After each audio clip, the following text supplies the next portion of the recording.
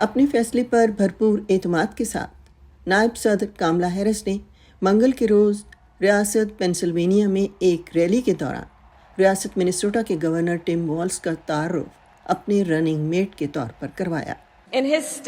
اپنی ریاست میں وہ ایک ماڈل چیف ایگزیکٹو رہے ہیں اور میں آپ سے کہہ رہی ہوں کہ اپنے تجربے کے باعث ٹم والز پہلے دن ہی اس منصب کے لیے تیار ہوں گے۔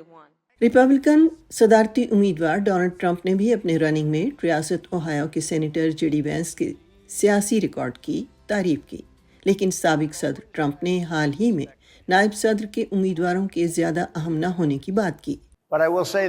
میرا خیال ہے کہ یہ تاریخ میں رقم ہے کہ نائب صدر الیکشن میں کوئی اثر نہیں رکھتا۔ میرا مطلب ہے بظاہر کوئی اثر نہیں ہوتا، یہ صرف صدارتی امیدوار سے متعلق ہوتا ہے۔ اسکالرز واضح کرتے ہیں کہ چونکہ نائب صدور صدر کے زیر نگرانی کام کرتے ہیں، اس لیے ان کے کردار کو اکثر صحیح طور پر سمجھا نہیں جاتا اور اسے سراہا بھی نہیں جاتا۔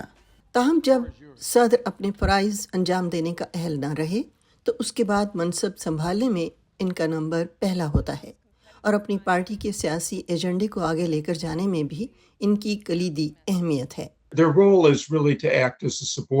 ان کا کردار واقعتاً ایک ماتحت کا ہوتا ہے۔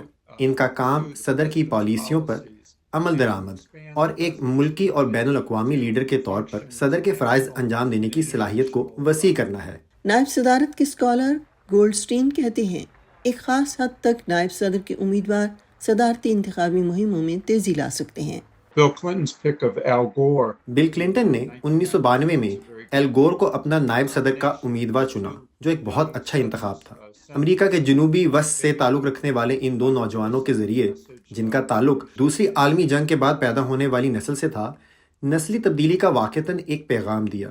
ریپبلکن سینیٹر جان مکین نے سن 2008 میں جب سیرا پیلن کو اپنی نائب صدارت کے امیدوار کے طور پر چنا تھا تو تجزیہ کاروں نے اسے ایک برا انتخاب کہا تھا۔ وہ واقعتاً ایک ایسی شخصیت بن گئی تھیں جن کا انتخابی مہم کے دوران مذاق اڑایا گیا، اور میرا خیال ہے اس سے مکین کی انتخابی مہم کو نقصان پہنچا۔ تاہم یہ سینیٹر مکین کے ہارنے کی وجہ نہیں تھی۔ موجودہ الیکشن میں ہیرس کی انتخابی مہم ٹم والز کے قوائف اور خاندانوں کی معیشت پر ان کی توجہ پر انحصار کر رہی ہے۔ خاندانوں کا حامی ہونا جس کا تعلق تولید پر کنٹرول سے نہیں بلکہ خاندانوں کی مالی مدد سے ہے، خواہ وہ تعلیم ہو، صحت عامہ، رہائش، ملازمت یا ترقی۔ تجزیہ کار پیٹر لوج کہتے ہیں کہ جے ڈی وینس ریپبلکن بیانیہ آگے بڑھانے میں مدد دیں گے۔ وہ جو بیان کر رہے ہیں وہ یہ کہ آپ جانتے ہیں ایک امریکہ تھا جس میں اگر آپ محنت کرتے تھے، قانون پر عمل کرتے تھے، متوسط طبقے کے محنت کرنے والے خاندان، تو آپ کامیاب ہو سکتے تھے، اور یہ کہ وہ امریکہ اب نہیں رہا، اور اگر آپ انہیں ووٹ دیں گے تو وہ امریکہ واپس آ جائے گا۔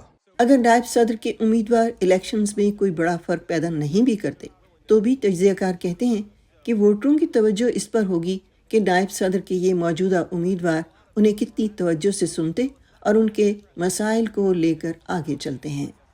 ویرونیکا بالدریس اگلیسیس کی رپورٹ کے ساتھ مدثرہ منظر، وائس آف امریکہ۔